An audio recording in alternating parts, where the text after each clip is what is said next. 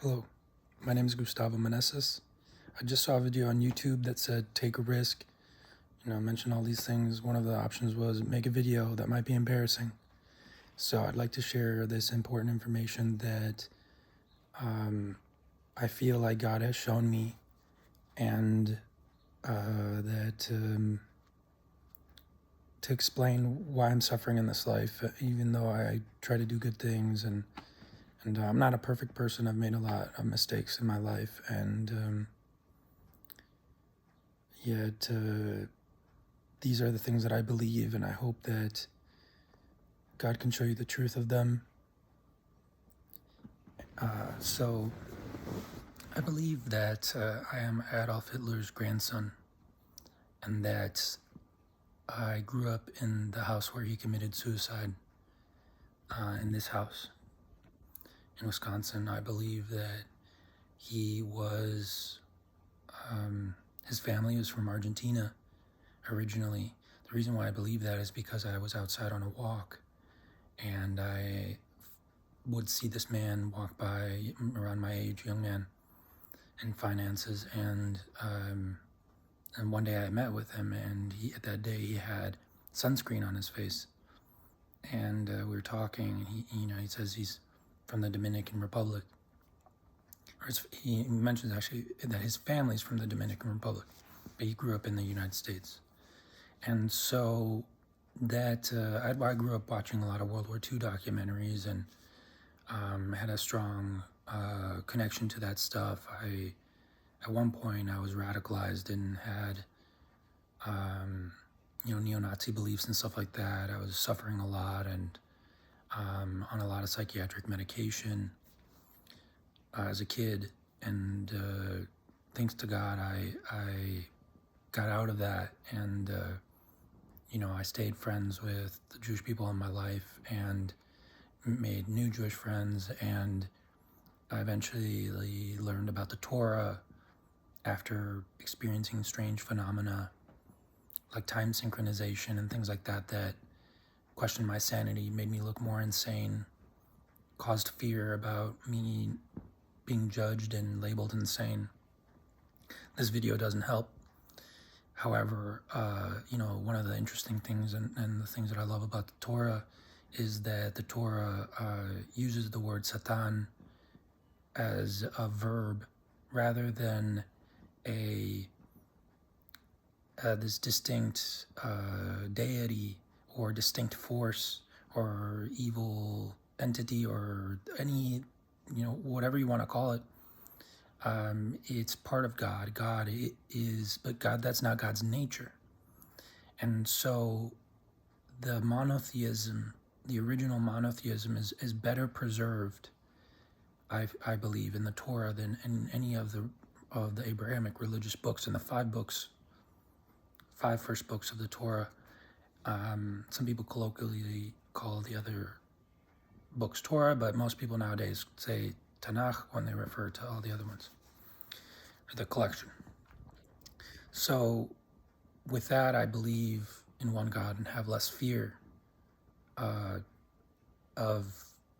the weird things that I experience. For example, feeling like vibrations on my ears when I do things. Like this side is the right side is the one that vibrates and says don't feel scared, and this one says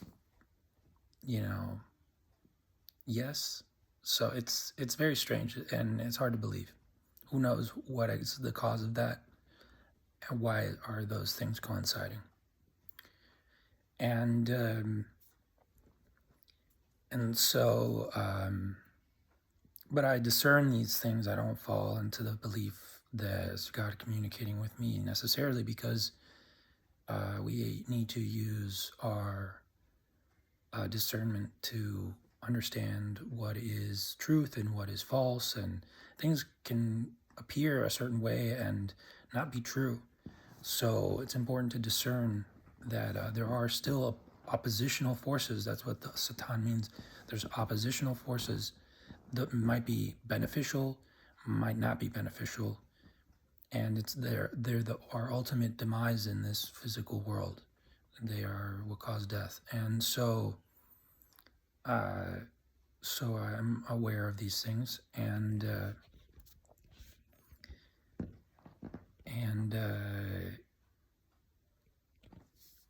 so these are all just very strange experiences that I'm having, and I guess the strangest of them all is believing and seeing things that cause me to believe that I am Adolf Hitler's grandson, and that I grew up in his house.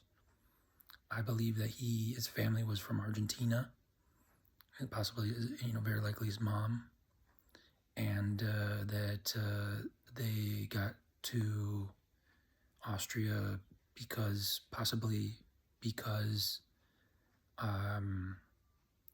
maybe some miracle. They thought that his mom was very light-skinned. Her name is Clara, which in Spanish means, clear. It's possible that it was some abuse. They had to hide. It's possible that that his last name, originated from sort of this Nostradamus prophecy. Nostradamus is a Catholic sort of prophet or seer, which I believe could be possibly just a group of people, because Nostradamus means our woman referring to the church, because male priests and things like that couldn't have relationships with other women. And I saw in a documentary as a kid. I'd stay at home and watch documentaries because I was sick from school, and I saw in one of them that they named this person, this prophesied about a person who would take over a lot of countries and do a lot of wrong things, and they called him Hister. And so that was very similar to Hitler, and even more so when you consider that the S sound used to be a long S, and that looked sort of like an L. And so people doing oppositional things, acting oppositionally because they're upset, because they're, for so many reasons, because they have shame and they feel like they maybe sold their soul to the devil, like I've thought erroneously, and who knows why. But they end up naming this person Hitler. Could that be? I don't know. I don't know any of this, but I have faith in this because of the things that I experience in my life. The patterns of my suffering seem to correlate with a lot of the injustices that he perpetuated. And I believe that, he defamed people. And I also believe that he wasn't the only person involved. One of the things is that dictatorships are perfect for people who don't want to take accountability. He's become the sole creator of what happened, and he played a very large role, and I believe my suffering proves that, and that. But there were the other people with different motives. There are some racist motives, pagan motives, religious motives. There was possibly even some ethnocentric motives inspired by Theodore Herzl.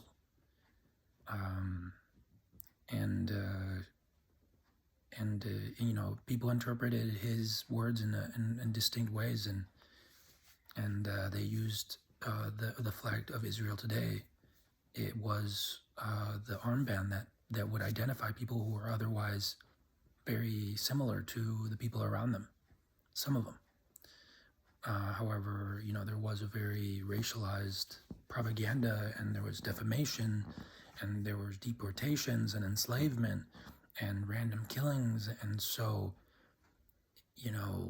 there was chaos. There was people, and a lot of that came from the defamation, because Hitler's words reignited the hatred that had been there for thousands of years. And that's so false, because Jesus was Jewish. In the Gospel of John, chapter 4, verse 9, the Samaritan calls him a Jew. So it is just where he lived.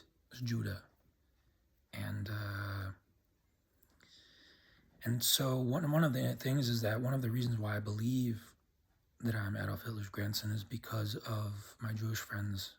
And one of them got punched in the nose by his family, and so he looked different from his siblings. And my father had something similar happen to him when he was at a summer Navy training school.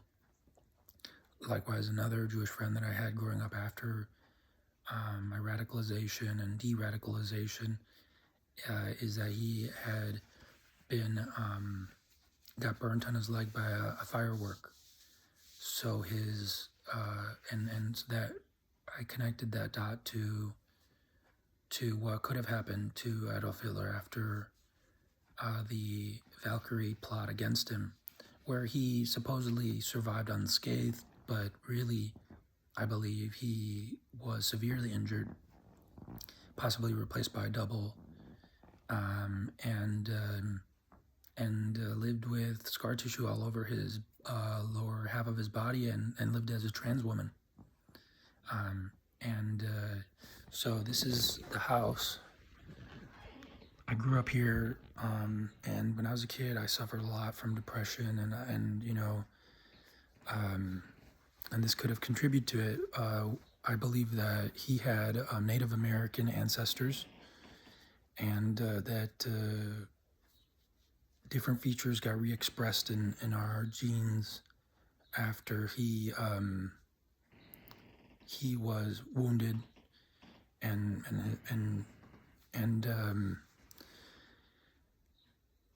you can see some of those features in him when he's giving these speeches. And these speeches were so crazy because the doctors that were supposedly, trying to help him would, give him meth and all these experimental drugs. But you can tell his features, his expressions were very different. And in those early days, in those early, times, he was tan, whereas with people around him were tan too. So it was sort of a coincidence. But as time went on, he became whiter, and you can really see in some of the footage his face glows because he was whitening his skin, so the light would reflect a lot more than some of the other people's faces. That's what I believe.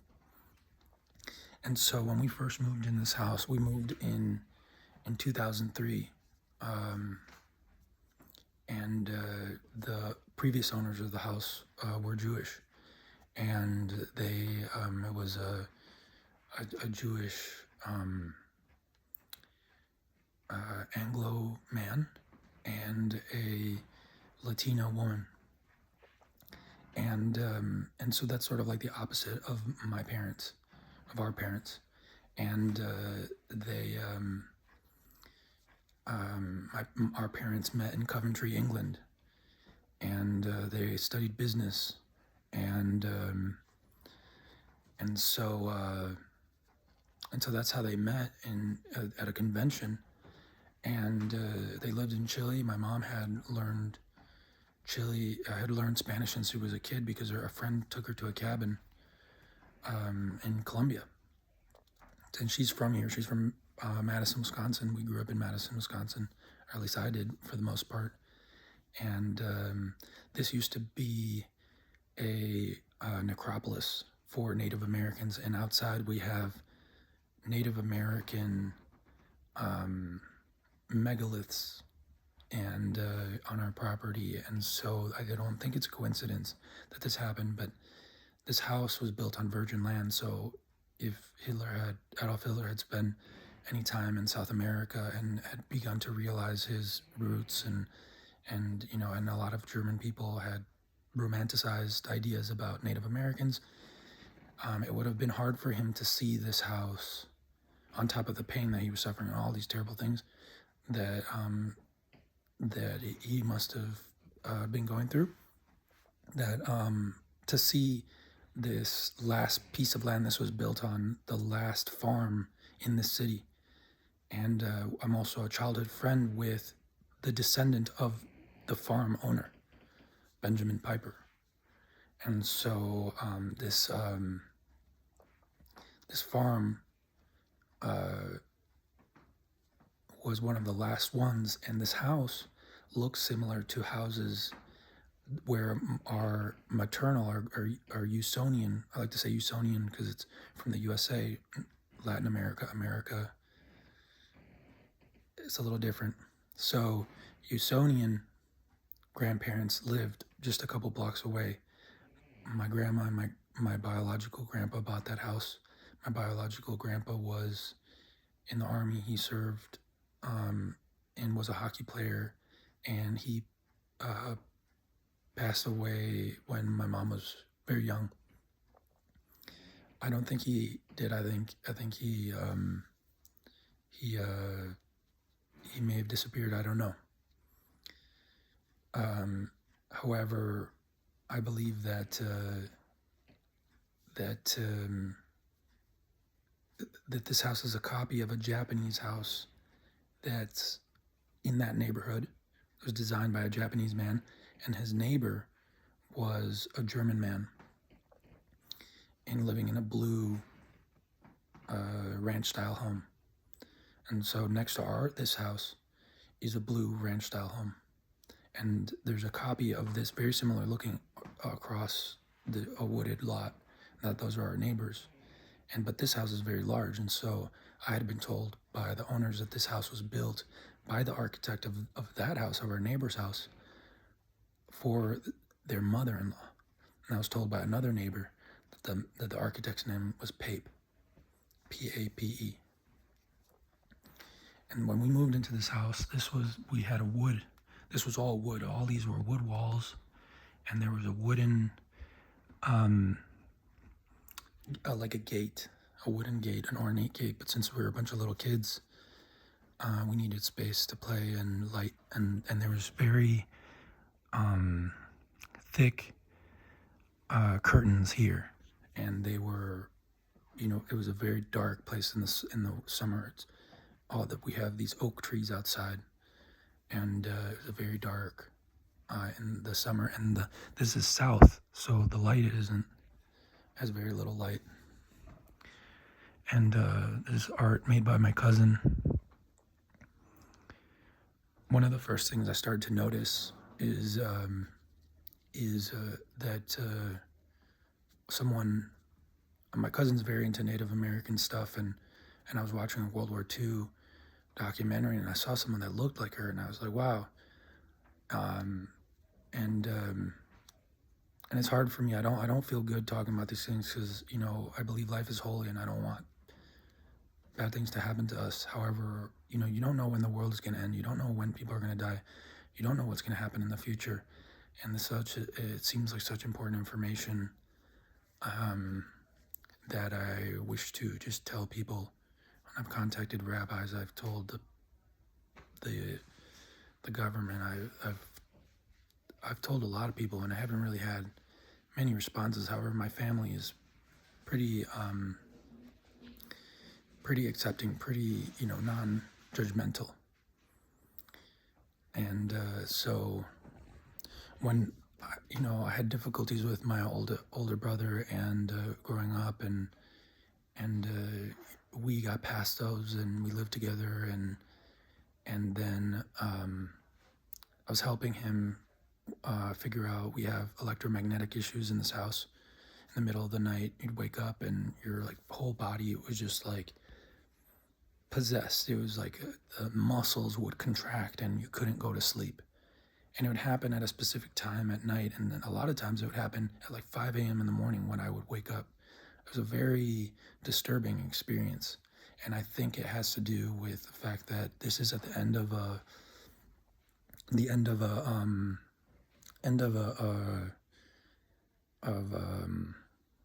line, power line. And so when people wake up and everything, something happens where the power seems to just all go here. And when people wake up, that's when it calms down. And so you get extremely relaxed at around 5 a.m. And then it's just it's very hard to wake up and do the things that we're supposed to do or want to do. Now I find it difficult to wake up then because of the things that I'm suffering. And so we got a lady to come in and look at the house. She was a German lady, a shorter German lady, and not tall enough to look at the attic, to see the things in the attic. That was my observation, and she was very helpful, very kind, and showed us, sort of the appliances that were contributing to electrical pollution, being the Bluetooth speaker, seems to make sense. And so she found a hole in the wall up here. And so I found that strange, and so these are some photos.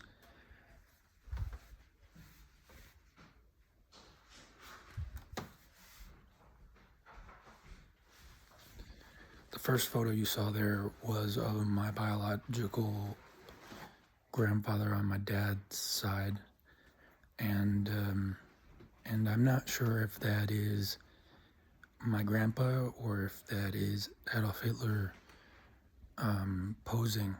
And so there's a Level 42 documentary where they show the making of their music videos, and in the music video they show them painting themselves with blue paint to like make themselves black and white or something like that, and during the filming of the music video, and something tells me that that's what happened in that photo, because I look at the other photos of my grandpa from Chile, who I feel very connected to because he went through a lot of difficult experiences in life. He was from a wealthy Native American Chilean family, sort of mestizo, had ancestry both Spanish and Native American, yet more Native American than many people in his social strata, because they were a son of a dairyman, and he was sent to the Navy Academy, a naval academy, at 13 years old. The Navy in Chile was formed by the British, and so I think he had such a difficult time in that environment that he cooperated with these these exiled, Nazi German military people who showed up. Adolf Eichmann was in Argentina until 1960. So, and I believe he was secretly, acting upon an interest to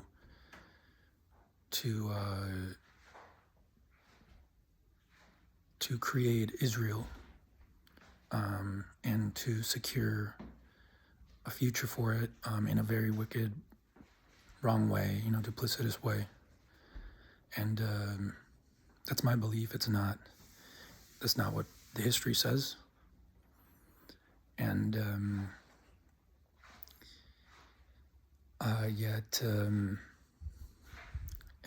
so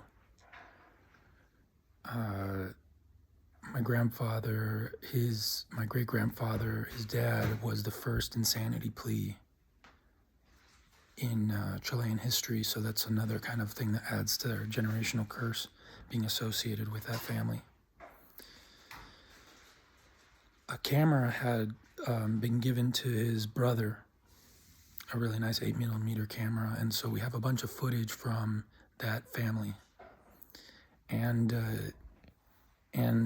of the farm, of banquets, and some of the people in the banquet look very German, Central European, and with a strange look on their face. And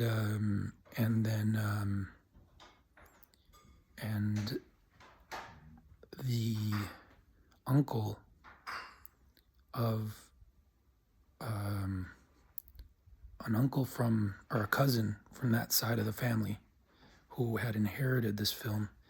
His apartment caught on fire, and right now it's time to pray in the Islam city.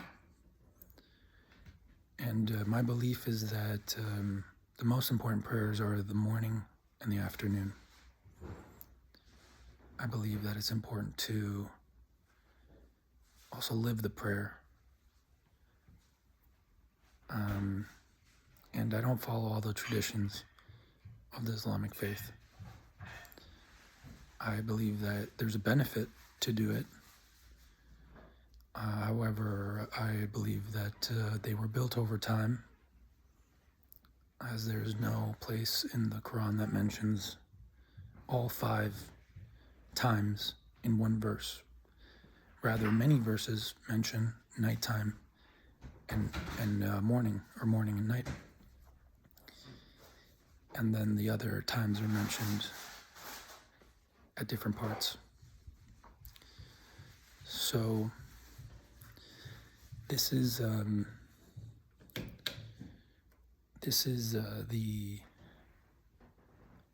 think the sort of role that I'm meant to play, because I feel as if I'm meant to take the risk on behalf of other people to talk about these sensitive topics, and I have that privilege, and I want to be, honest about my beliefs and let people know that they should question my beliefs, should question the things that I say, and pray to God and ask God to show you the truth of it, and search for the truth yourself. So that cousin or our great uncle that they burned, all their stuff burned, his wife died, and then he eventually died. It was very tragic. And so my heart tells me that it's important to say the truth about this, because I don't want anything bad happen to me. I want to preserve myself, and I want to preserve other people too, because I believe that the history that we tell about this man is not the way things truly went, and that things developed over time.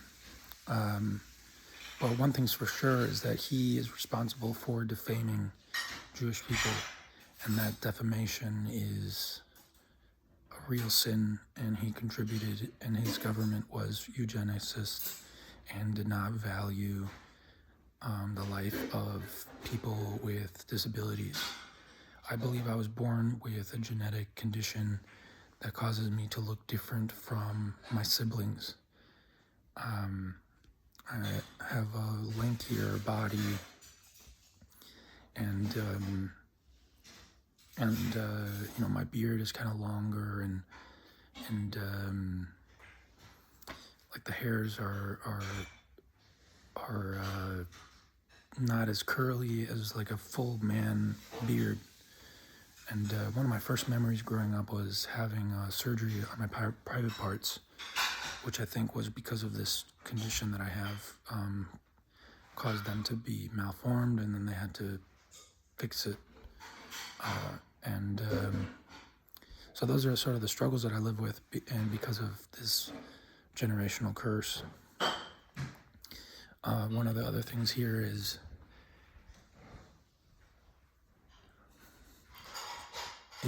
this pattern here. I don't know if you can see it, but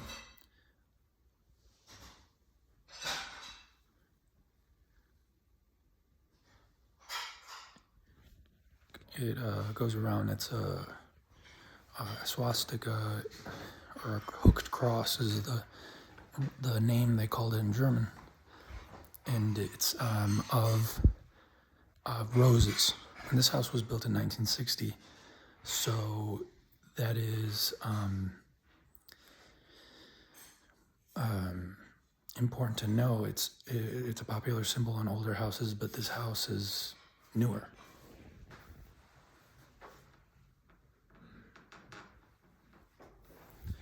And it's right in the bathroom. bathroom. Oh, in the bathroom. I think this is something that would have possibly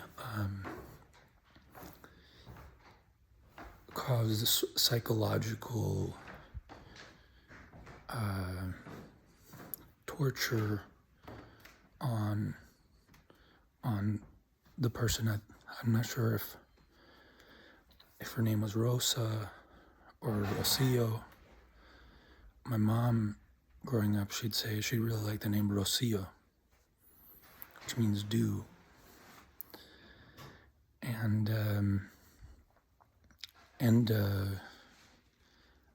you know, I've had some strange psychological experiences of seeing my mom up there, and you know, and thinking strange thoughts as she passes by, because of the way the location that it's placed in, and I've had a lot of like things in my life that make me seem like feel inferior, you know, making me seem like I'm not a whole person, whereas like the American white side of my family is Norwegian and white and better or pure, and those beliefs, you know, really had a strong influence in my earlier life. But now, studying Islam, studying science, you know, shows me that I'm a whole person. I'm 100% me, and I hope people realize that in their life. You know, we all have ancestors we inherit, but we're unique.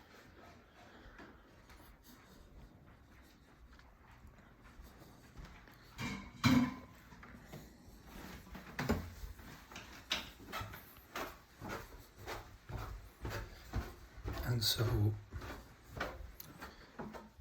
this is the basement. My brothers used to have parties in here, and so then I copied them, and we had parties in here, but it had black mold in it. When I moved back because of COVID, I started experiencing like strong mental decline and trouble breathing, and all these strange EMF experiences, hearing voices and or sounds, especially when going to sleep. It felt like my brain was like in a knot and would just unravel. So people came, thanks to the generosity and kindness of my parents, they went and they looked for black mold, and so they removed the exterior and to clean up the mold. And so one of the things that I noticed then was in this room where I used to make music, and is this here that looks like dried blood.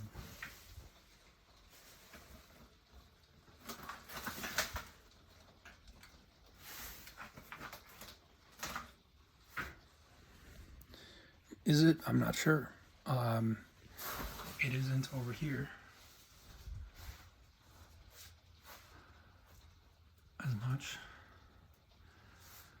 So it's there isn't a light in this room. There is, but it's difficult. It's hidden.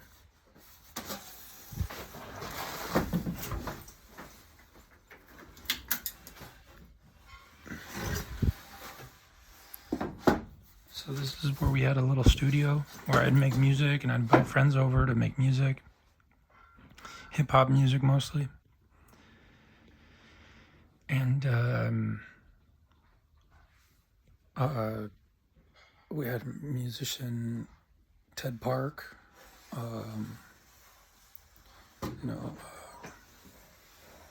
and other people, and so I had a friend who was a Jehovah's Witness, and he showed me how to sort of modulate the bass notes on Fruity Loops to blend the notes, and so that together with the humidity may have contributed to that dripping of whatever substance that is. And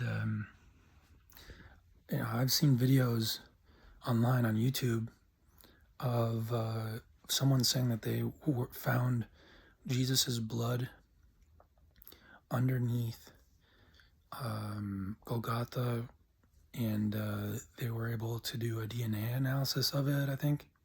I'm not sure if that's accurate, but it makes me think, this is what makes me think of that.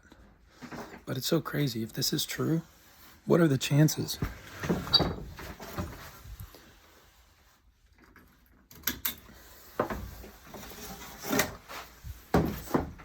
What are the chances that this could happen in a person's life?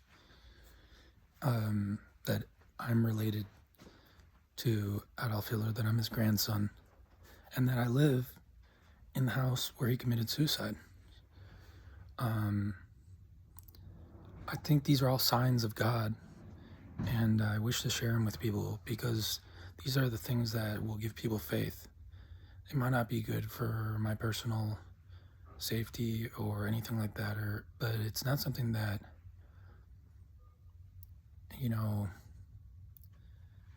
it's just my life. And so, and life is holy, and I think it's important to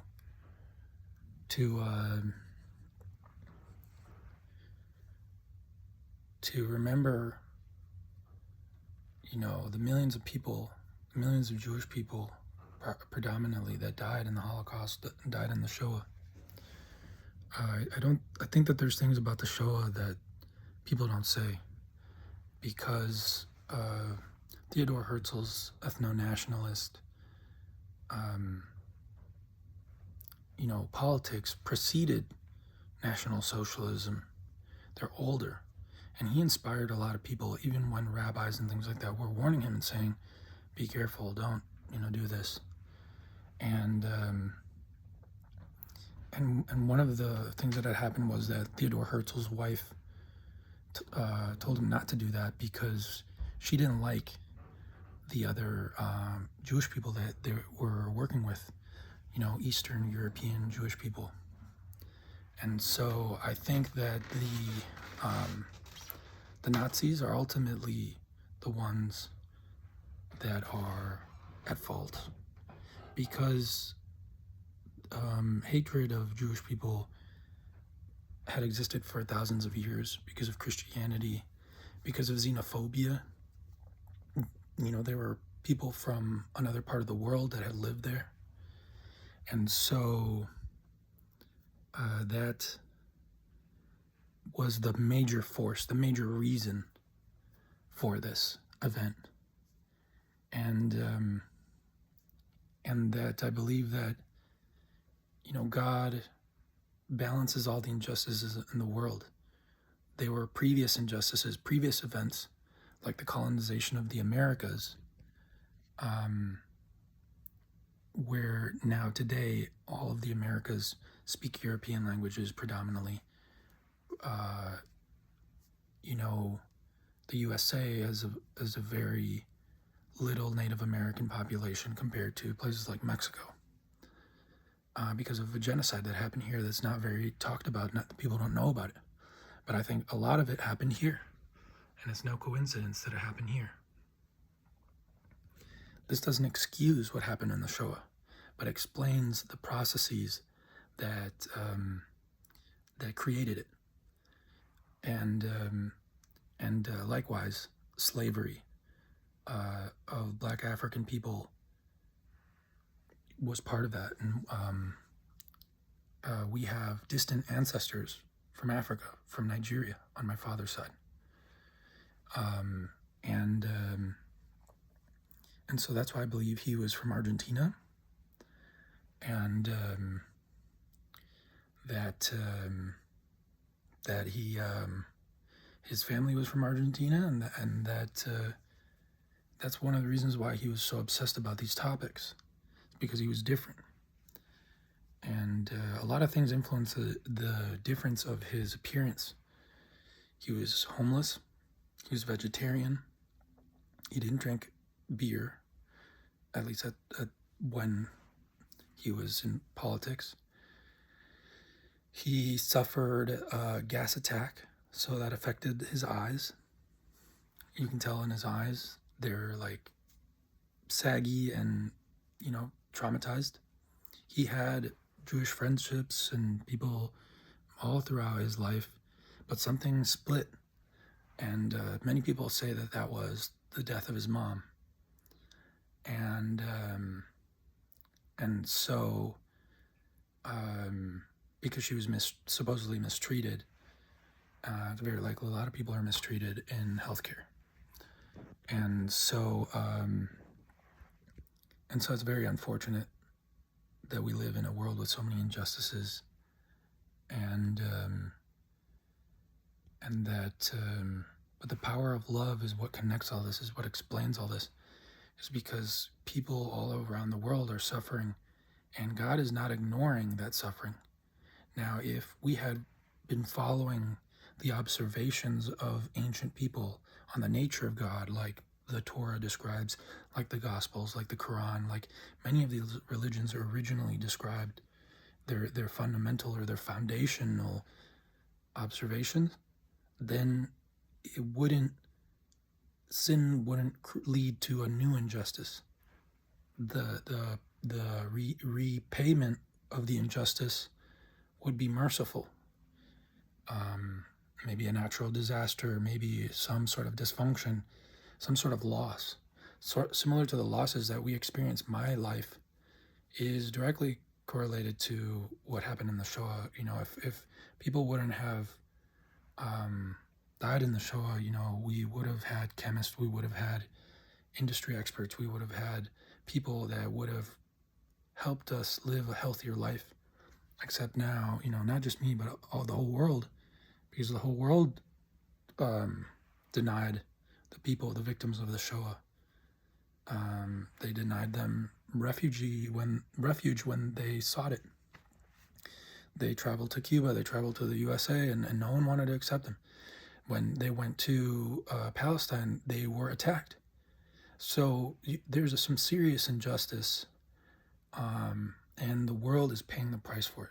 The world is less of it. People say when people die that a world is destroyed, or when you save a life, a world is saved. And it's very true, because, this world, the Bible says that this world is destined to be destroyed because people have been killed unjustly.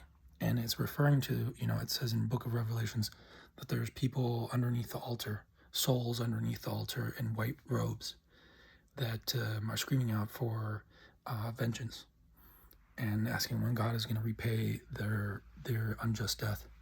And it says that, that God has fire stored up for them.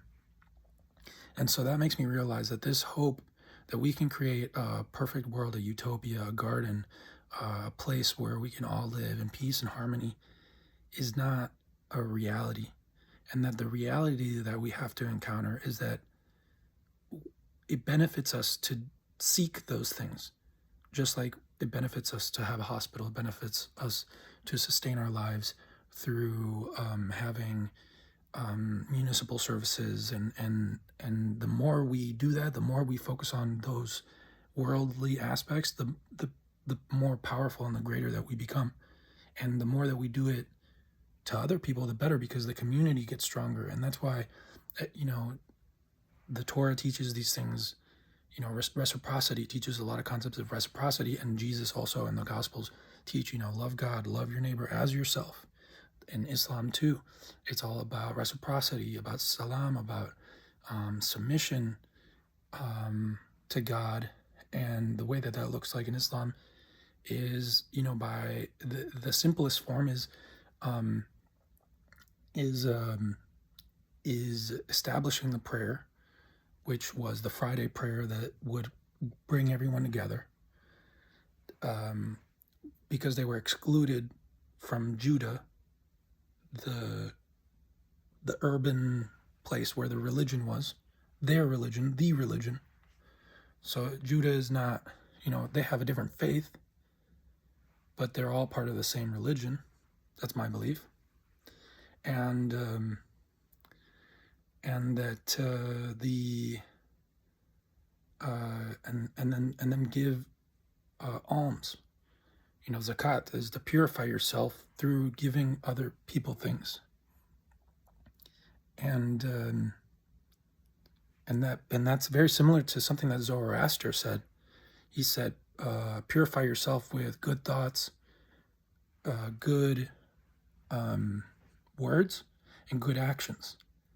And Muhammad and his people were nomadic people. And in the life of Muhammad, Muhammad was in Syria and had spoken to a monk in Syria according to his biographies that are separate from the Quran. And there's also a lot of Perso-Arabic words like al-Buruj, which is translated as constellation, but it's like something big in the sky. And it is also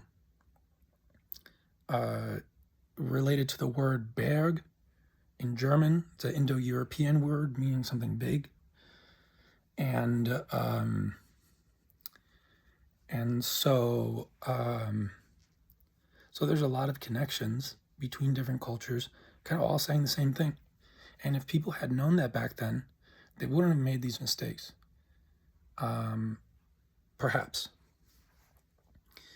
Our Quran, the Quran that I received from my father after talking to him about these things, is a Quran Musaf, is a Quran Musaf from the Ahmadiyya community that has Star of David pattern on top of it. It's a Malawi Shera Ali translation. And that to me is really important because in Berlin was the first mosque in Berlin was an Ahmadiyya community mosque. And so they allowed people, that was in the 1920s. Had things gone a different way, had my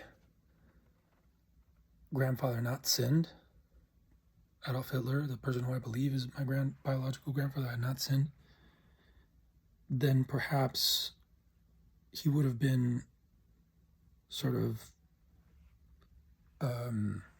ostracized, because they would realize that, he's not who he says he is, or, they would say, this is where you actually come from. And right, there's a lot of people involved. There's a lot of people maybe hiding this from him himself. God knows. God knows all these details. And so he would have found maybe woulda, shoulda, coulda. And but the Quran is really important. The Quran says a lot of things against Jewish people if you read the translation. But if you read the original, you can see that the words are different. It's talking about the Judean faith. And the people of Judah, and it says that people, there's those with knowledge, and it says there's a lot of verses that actually say good things, but people like to focus on the bad things, and because of those, there's a lot of conflict right now in the world, especially in the country of Israel and Palestine. And my grandfather played a role in creating that. And so I wish to correct that by talking about these things, about getting people to see the commonalities and see the reason why it benefits them to work together, to see themselves as humans, and to recognize that our identity is tied to our ancestors.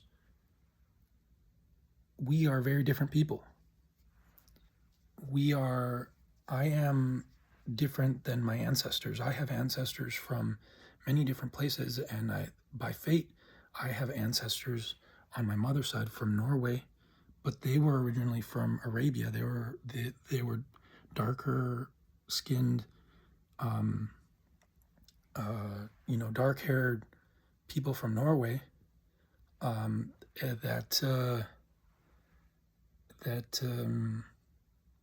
their ancestors may have brought the runes and all these things that the linguist Theo Veneman shows are originally Semitic, and so those are our ancestors. That's not me. I'm born in Chile. I'm raised here.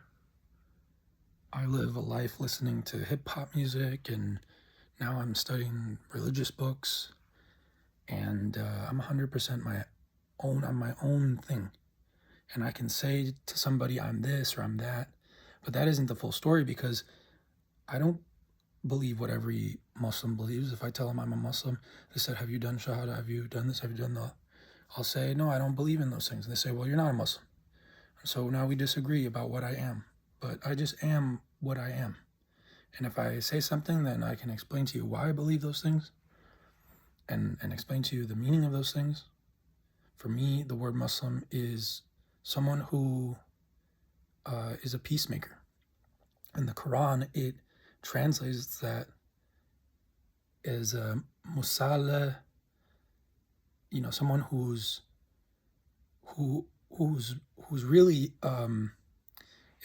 they translate it as peacemaker.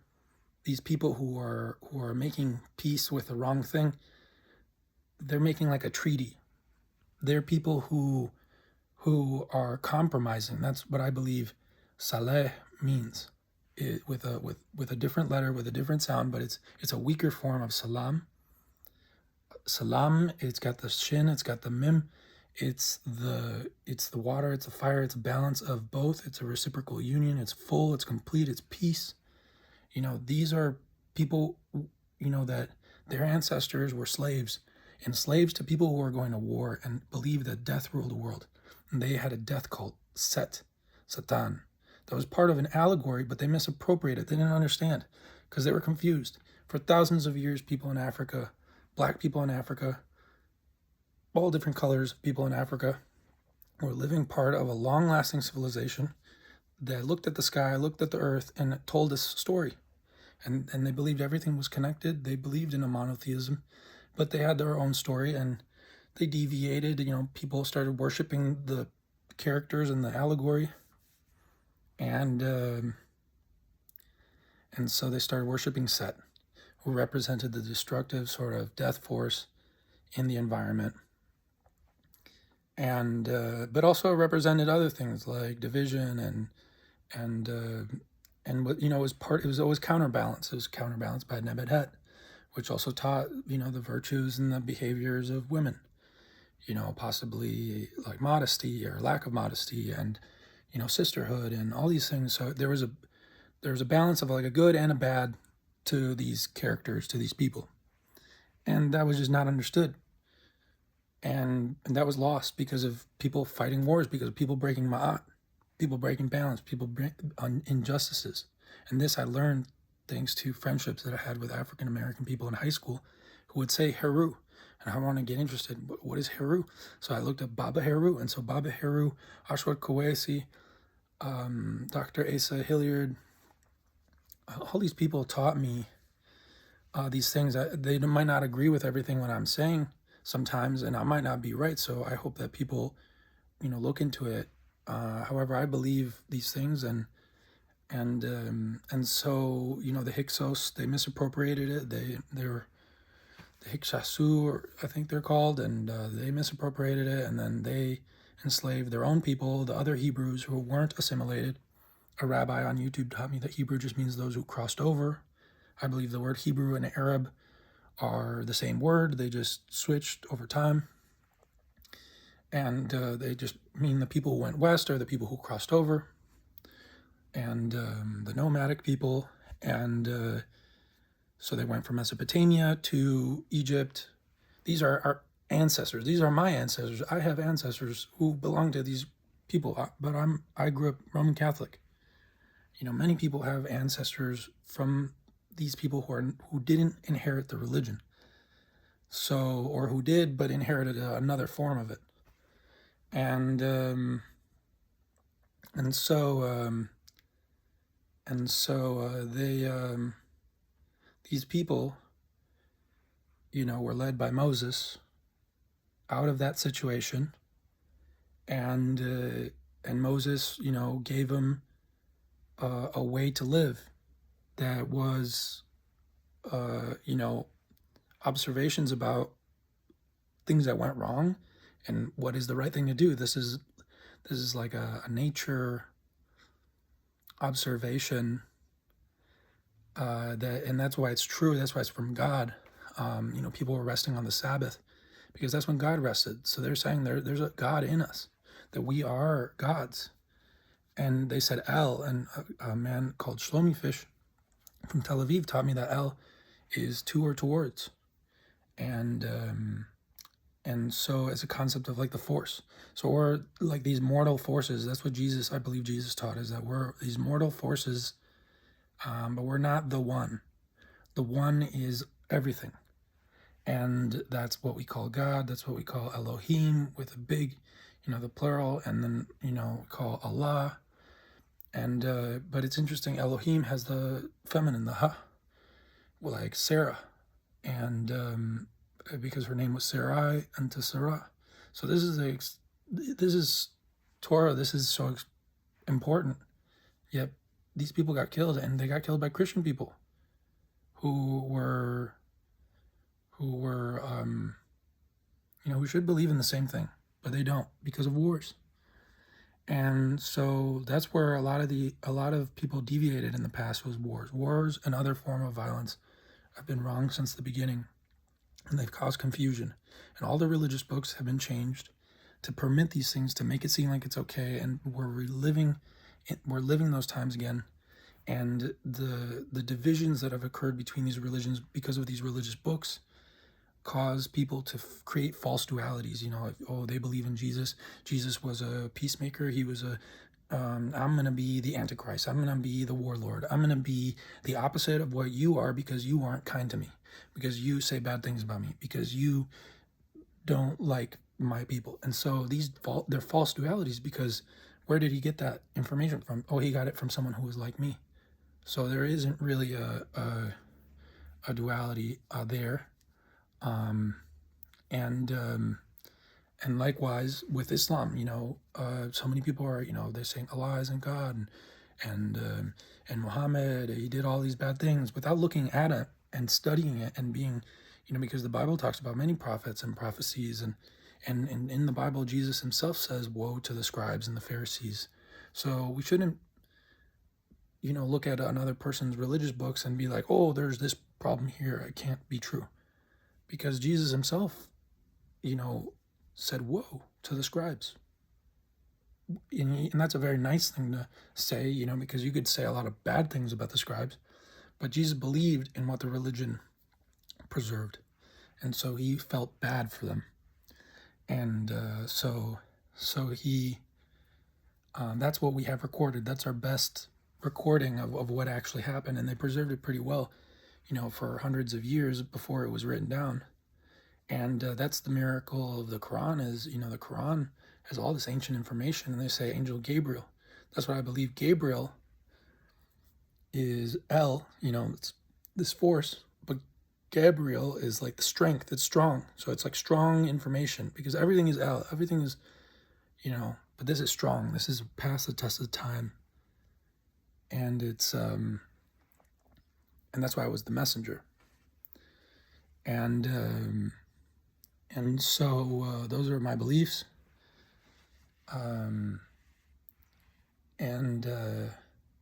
All these things are so important. I lived radicalized and lost in illusions. Some of those illusions were created to subdue people from that part of the world because of their beauty, or because of their dysfunction.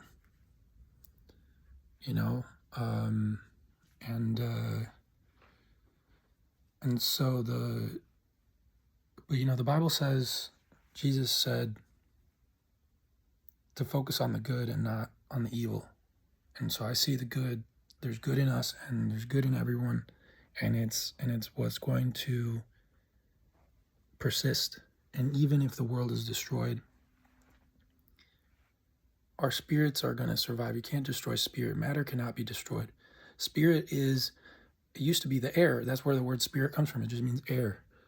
And the spirit,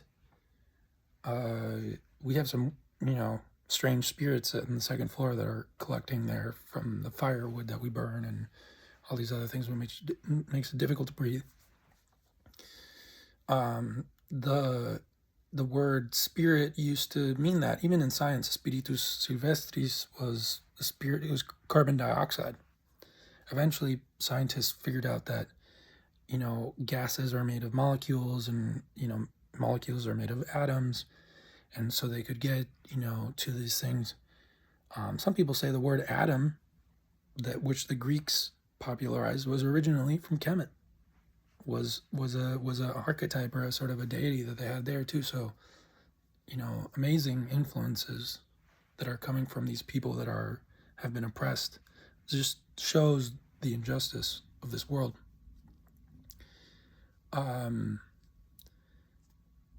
We know that they're subatomic particles. I used to be a wannabe Einstein person and write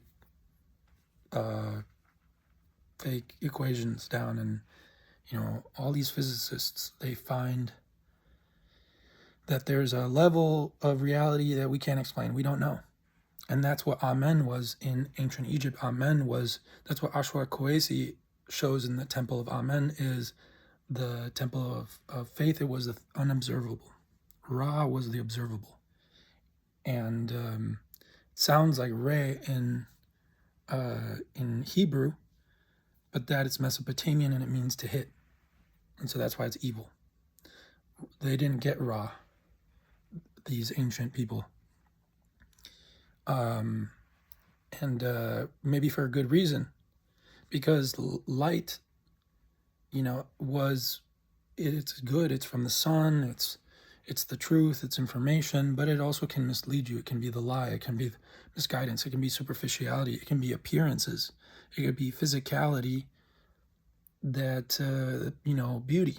And beauty can be misleading. You might be really beautiful, but you might be really mean. Or you might be,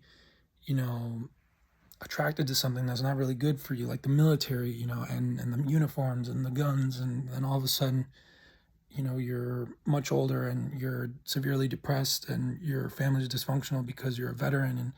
And it's a real thing, and it's been happening for thousands of years. And that's what Jesus was sort of going up against. That he resisted going to war. And that's why he did what he did, is because he didn't go to war. He instead faced something else. And, was talking about his religion and going against it. And he knew that he would be killed for that. But he was brave, and that's what he stood up against. That's what he opposed. But he did it in a non-violent way to honor the holy life, because everything is El, everything is God. But we're different because we are made in the image of God, and that's what people call the Holy Spirit. Spirit, it interacts and it creates reality. And so the different things that are in reality have different spirits. They're constructed because of behaviors. So spirit is really behavior. That's one way to think about it. And so the human animal is unique compared to all the other animals because we have the Spirit of God. These are ancient observations. This is what they thought. So it's crazy. This is ancient stuff.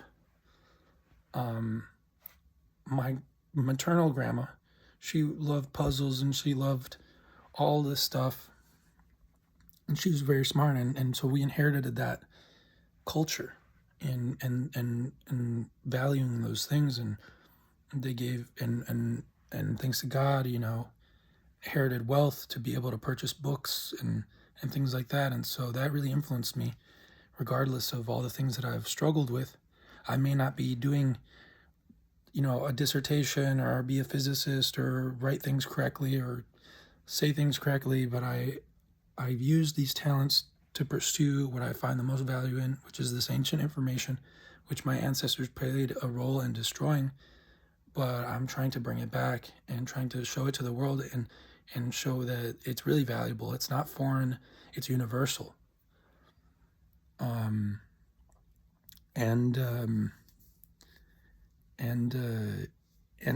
but I don't think it should replace what, I see that we should study other religions. We should study the pagan religions and try to find the wisdom, the same type of thing, because I believe that the concept of monotheism in Mesopotamia was present in ancient Mesopotamia as wisdom. And they show this Elu, this sign, it's like three things going this way: the sun, the moon, Venus, which are mentioned in Torah and the Quran as, people worshiping it. And then one below, things coming down, going up, God. There's many verses in the Torah and the Quran about, God bringing up or God bringing down, referring to either, creating or destroying or, death or whatever. Sometimes they don't correlate, but that idea of up and down, that was heaven and earth, and so, and hell. And so I believe that those concepts are different in the Torah. They're not the same as they are in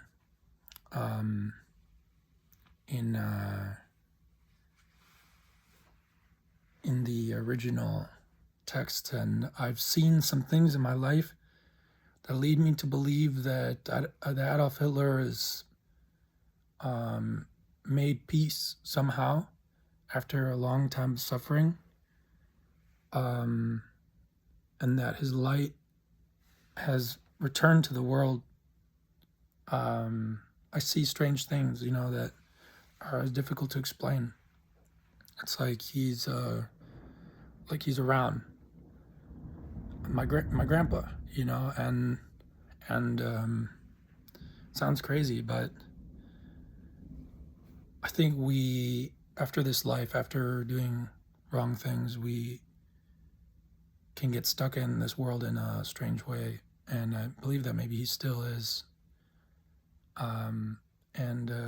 We deal with our shame, we deal with we get sort of tortured. I believe also that our will can manifest in the world if God accepts it. So God will do what we ask him to do, or it. And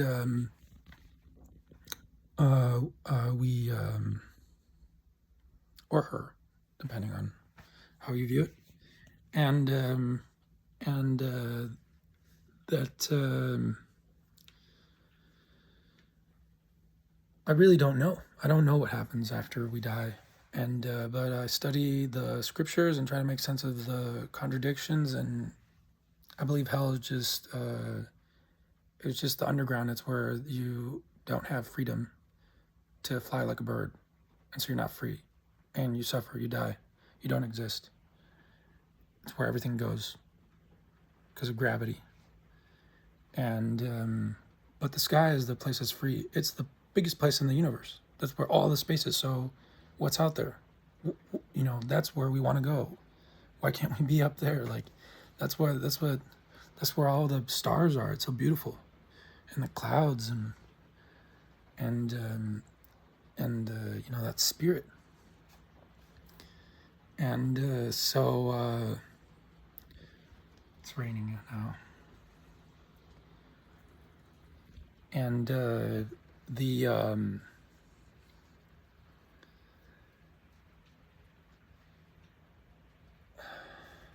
going on and on. This is longer than I expected, and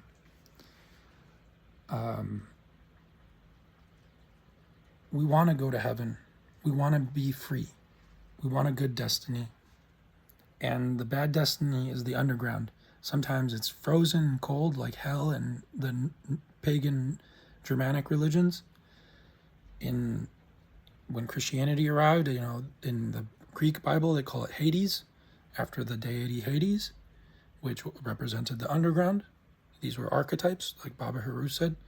And but there were volcanic islands, so it was all molten lava and fire. And so that was the bad place. And then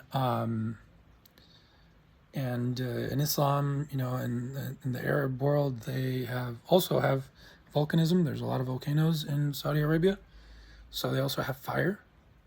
But they also have this place in Christianity and Islam, and even in some texts in Judaism, of Gehenna or Gehinnom. And that was a place near Jerusalem where they would sacrifice people, and it's a north-facing valley, so it doesn't have light. The light of the sun doesn't hit it, so it's dark. It's cold. You can't produce good things there. You can't produce like fruit and things. Most of the trees that grow there aren't for food. It's for traditionally, it isn't for food. It won't sustain you, there's probably like earthquakes and things like that, so it would shake. They would torture people there. They would kill people. It was a terrible place, and so it just got the connotation of torture, of hell, of this bad thing that happens to people. You don't want to go there. You don't want to be there. You don't want your life to be like that. You don't want your future to be like that. But that's what the future is going to be. We're going to live a tortured life if we do bad things in this life or in the next. We don't know what happens.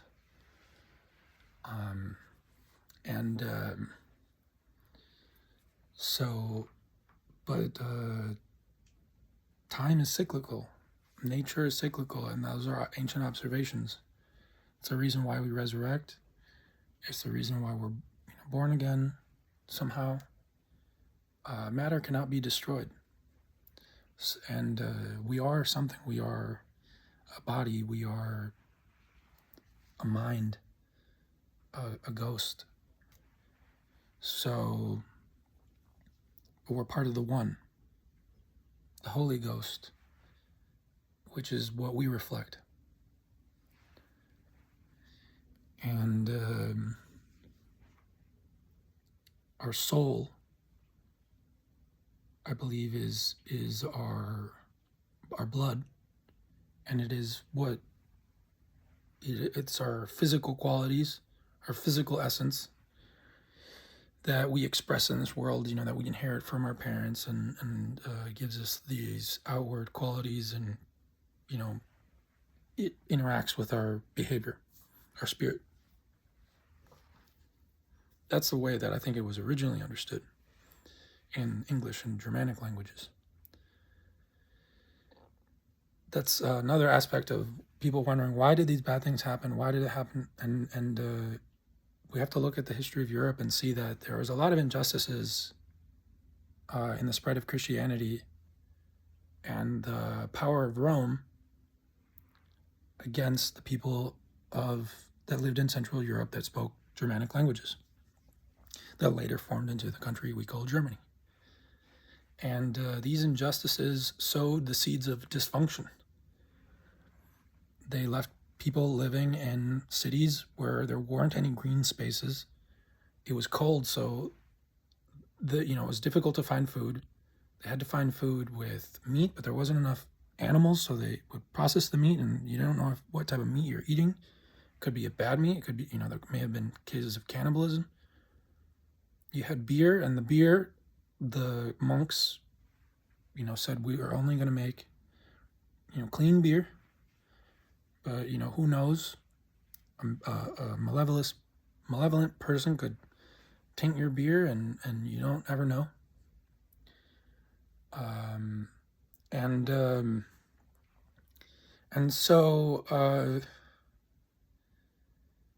So there's a lot of dysfunction going on in that part of the world,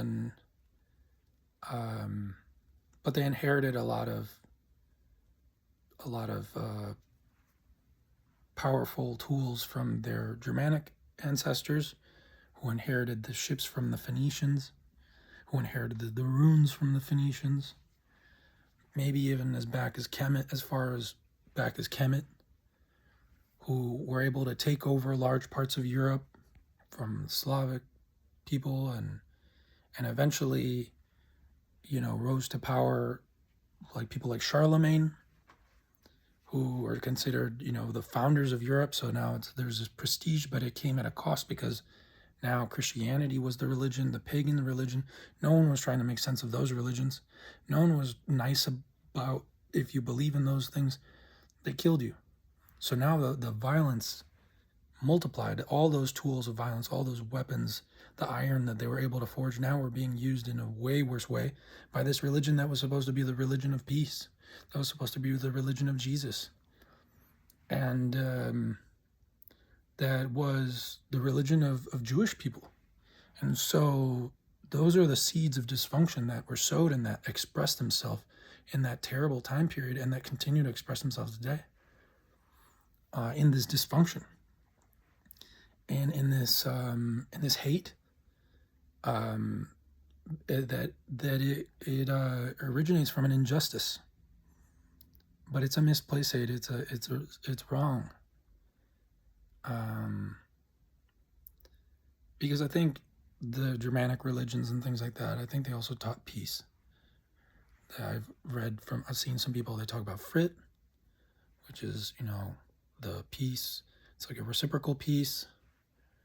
They also talk about Siegfried, the peace that wins, the peace is victorious. It's a narrative about someone who, is a hero, like in the Greek myths, like Heru and Kemet. The dragon could be the dragon within, it could be the dragon in the forest. And a dragon, the word dragon, they say is an animal that actually has a very sharp eyesight. So it can see, all of your flaws. It can see you. It knows exactly where you are. It's stronger. It's scarier than you because it knows everything. It's like the predator. So it doesn't have to be what we now have created into the new dragon, which is this lizard, dinosaur hybrid thing, which could have been what people believed in back then. Could have been some other sort of animal. I don't know. But that's what I've learned.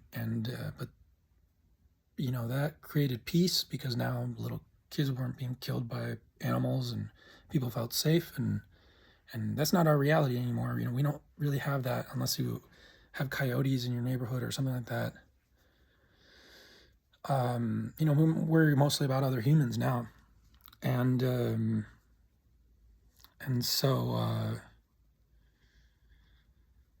so yeah, these are universal topics. Peace is a universal thing that many people have created, and there's no one religion that is going to be the one to solve it all for everyone. This idea that everyone in the world has to be saved by Christians and is just wrong. And same thing with Islam and the idea that we have to all, be in agreement with everything that is in Judaism is wrong.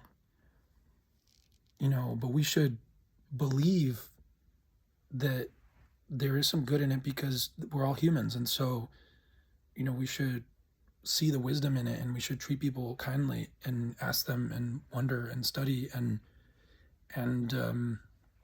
learn from other people and give them recognition and say, they taught me, I'm not this, special person. It's really them. They are the special person.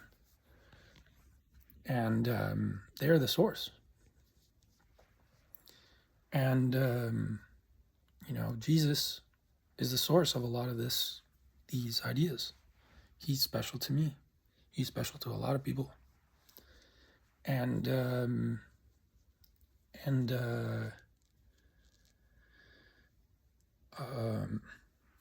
So I think that we should study and value these things, even if they've caused a lot of injustices in the world, and that seeing the connections between them is important because the fighting between them is what created the injustices too. Spain became Muslim, and they're following the Quran of Muhammad. They were reciting the Quran because the people arrived there with an intention to spread this wisdom in a violent way, which contradicts a lot of the fundamentals. Yet throughout time, the Quran sort of, became imbued with this sort of idea of conquer and peace, like a pax. But Jesus, the story of Jesus in the Gospels reveals that peace already exists. That's the kingdom of God. And God is revealed as a king in the Quran, in Surah Al-Fatiha. Says, Malik Yom al-Din. So God is the judge, is the one that dictates who is the judge, tells and makes or sends, the judgment. During the time of judgment, the day of judgment, we're all going to be judged one day. It's happening in the future. It's happening now. And it's important to be aware of that and try to do the right thing, because otherwise we'll suffer, because we'll be balanced and we'll be judged. And a rabbi taught me that, Rabbi Manis Friedman, he says judgment is not just condemnation. It can also be forgiveness or being found innocent. So we're sort of on trial all the time, and God knows everything. God knows all the details of our life, and God is merciful, and so God is forgiving. If we seek forgiveness, if we seek to right the wrongs that we did, God will in some way do that. That's what people have faith in. And Jesus and John the Baptist and these people, they were preaching to a society that was seeking righteousness in some way or another, but couldn't find it, or weren't seeking righteousness, or misguided by the values of what was important, and didn't know what sort of suffering they were going into. But they didn't judge people.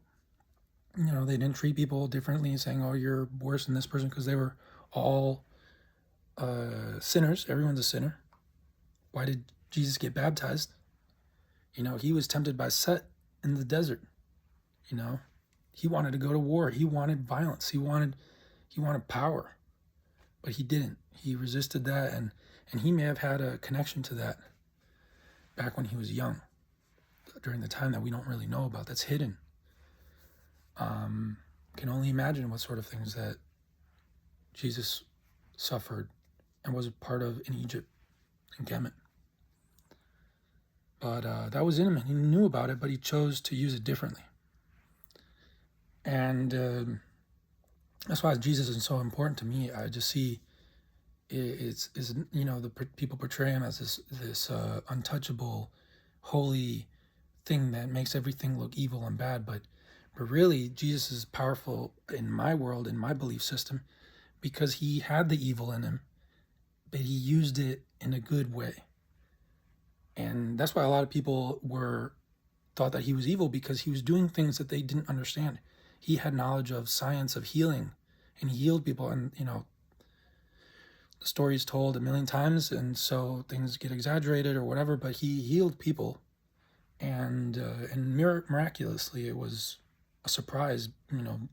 This should be impossible, and but he did it. And so he knew something. He had faith in something. Something was helping him, and I felt that in my life. There's things that you do that don't come from within. God makes things happen at a certain time. And so I'm good at rambling. I'm good at getting off topic. And but I got good things to say that are important to know, to bring peace between the three religions, because then Jesus became this division. People said Jesus is the way when he said that to his disciples in the last dinner. So then now everyone has to believe in Jesus. Who doesn't believe in Jesus is going to go to hell. And, and they said Jesus is God because that's what it says in the Bible, but they don't see that there's the sons of God. And everyone who spoke against these things got killed by powerful institutions and things that Jesus warned about, spiritual issues in high places. There's behaviors and there's attitudes in the people who have power that make these things happen. They're not receiving. That's Kabbalah. Kabbalah is all about receiving. It's just a way for people to talk about receiving information. And there's a whole system that they develop from that. And the Kabbalah also talks about the kingdom of God. And so that's the peace that already exists in the world that we just have to accept. And we all live on the land, like the Native Americans say. We don't have to take over the world to create, a new Roman Empire. But this time with the Germans. And, there's all these things that get repeated in history. And it already exists. What we're looking to create already exists. And we just have to accept it. We benefit to accept it. We don't need to. I think it's not about forcing people to do things. And that's, people find something that's so special and they say, now everybody needs to do this. You need to say this in order to become part of my religion. You need to do this, and it really, a lot of the times it's because we feel lonely. We don't want to be the only ones to do it. Imagine if we were the only ones to go to pray together. That's why we bother each other and say, oh, but here, come with me, or, and then we feel bad when they say no. So, the obligation of religion is one of the reasons why a lot of people are atheists or agnostic or leave and don't see the value in these things. It's one of the reasons why they become misguided. And that's because of the lack of kindness from these people in power. And there's some things that we can't control. I mean, there's decisions, but some of these people, they're good-intentioned people. They help people all their life. They help the poorest people. They help people that we would ignore. They do really good things. But then because of all those good things that they did, they become weak and tired and grumpy and are mean. And so when we see kindness from them, they don't show it, or they can't show it, or they struggle to show it. And they struggle to do the things, the cues and everything that we emotionally need. And that's Satan. That's like, those are the forces of things that are opposing. That's what people saw, is like there's things don't add up. Like there's something just subtracting, and there's something that is, just an inherent dysfunction, an inherent, degradation of the world that we have to live with. And that's part of life's test, is to see how we deal with that.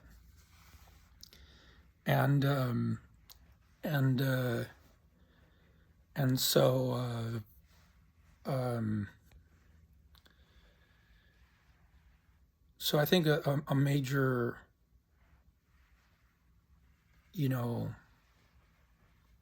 thing that we can do as people who believe in Jesus is to recognize his roots in Judah, and recognize that he didn't teach the gospel. He didn't teach the Quran.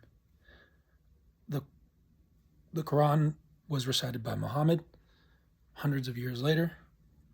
The Gospels were compiled by scribes hundreds of years later.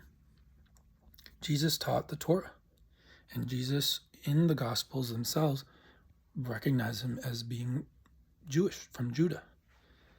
And so spiritually, behaviorally, the things that Jesus does that we admire, that we find so special, are the things that Jewish people do today. There's people in Israel that are living the life of Jesus. And physically, they're probably the closest people that we have to Jesus. So it's, if we believe those things, then how could we think badly of these people? And it really depends on individual choices, individual decisions. And that's why it's important to look at people as not as a big group. And it's easy to talk about people in groups. But to look at individuals is very hard. You have to be very intelligent to think about humans in groups. You have to know a lot. There's been a lot of people in history that do things, and they make choices, and they're surrounded by other individuals that are reacting to their choices and making decisions in favor or against them. And so we have this huge fabric of reality that creates a very complicated reality that, our history tells fairly accurate. I don't think that the history that we tell is a lie. I don't think that there is some secret conspiracy. There are secret conspiracies, but for most of the part, the major trends in the history we tell are accurate. It's just the details. The details aren't as accurate as they should be. And there's reasons for that. And if we try to say, oh, this is that, then we have a battle. We have people who are going to oppose us. But really, the most important are the simple truths, and those are consistent. Those are the things that benefit us to know. And those are the things that I feel like these people should have known. They didn't. And it's just the importance of things like the name Jehovah, which was pronounced in many different ways. Yahweh, Jah, Yah in Spanish, Yahweh, in Yahuwah in Arabic. And Professor Israel Knoll says that it means love, passion, or affection. And to me, that's a very physical idea, a naturalistic idea, that everything is working together, and there's love involved. But love is not the opposite of hate, and apathy is the opposite of love. It's stillness, and that's very physical too. Life is movement, as L or Lo with the source H, with because it's coming from the source, like the Big Bang Theory. And Eloheinu, they say it's our God, everyone, humanity, and it's things are creating bonds, and they're sustained and propagated. And even when it's destroyed, it continues. It finds a way. It's part of a cycle. It's unending, and it's creative. And but yeah, this love and hate thing, they're connected. Hate is inherently oppositional, so that's why it's not good, because if you hate, then you oppose and you destroy. But it isn't the opposite of love. The opposite of love would be like apathy, and so you just like detach, and that you can also destroy, because things aren't flourishing, things aren't moving, and so it's opposing the flow. And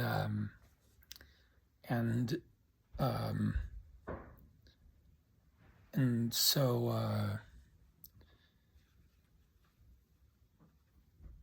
I recently read in a dictionary in Sweden trying to find the origin of the word God.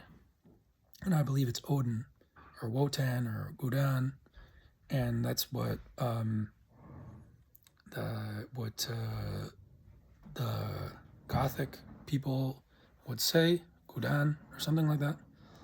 And so Wolfele, the scribe, who was one of the first people to compile the first Germanic language-speaking Bible used the word Gud. And that's where we start to get the word God, Gott, and in all these other Germanic languages, something like Gud or Gud. That's where I believe the name Gustav comes from. I believe that it originally meant that it was the hidden symbol, the hidden letter, the God's letter, God's staff, or like, it's because they were written on wood, and that was just knowledge of its, God is spirit. That's the wisdom of all these civilizations. They say, we don't represent God, or we don't, God is invisible. But yet people have deviated from that, and they represent God, and they show, images to portray the narratives.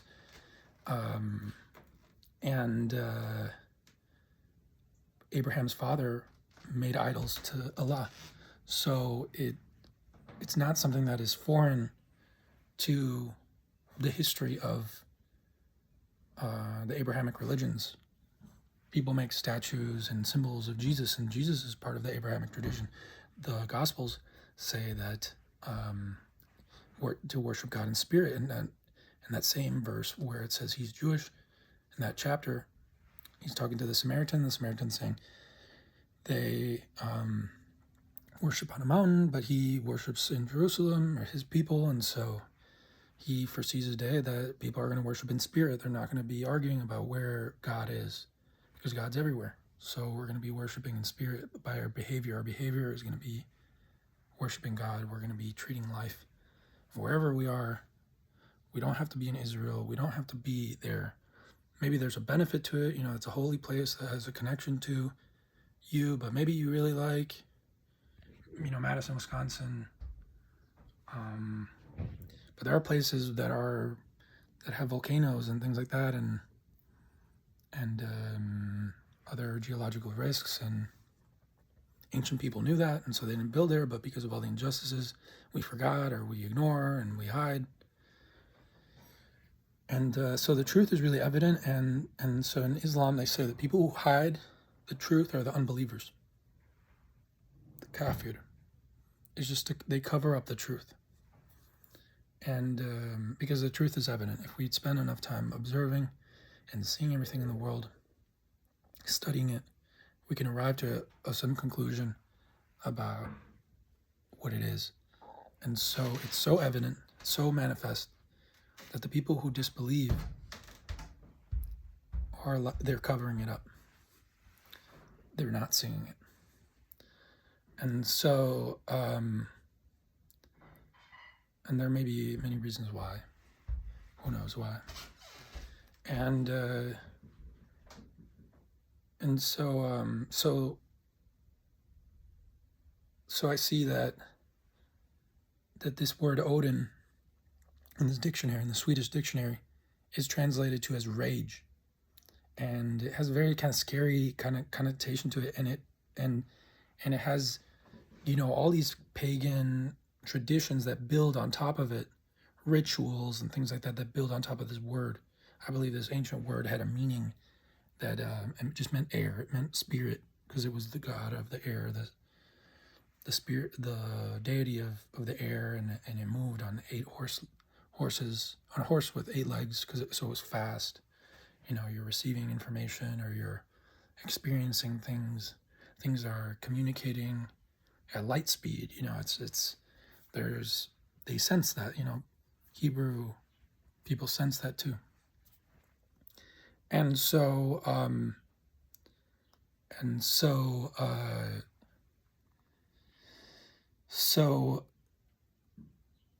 that is very similar to Jehovah, because Jehovah is not only just this love, but it can also hates injustice.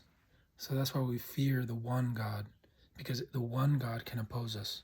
And that's what we see throughout history, is when we are not aware of these things and we do injustices, that we and the people groups that we belong to can become opposed to one another because of injustices that create. And I've committed injustices in this life. I worry sometimes that what I'm doing right now is an injustice. It could be an injustice. Why is Hitler's grandson talking about all this stuff? Like, and why is he smiling and being so happy? And, this is a serious topic.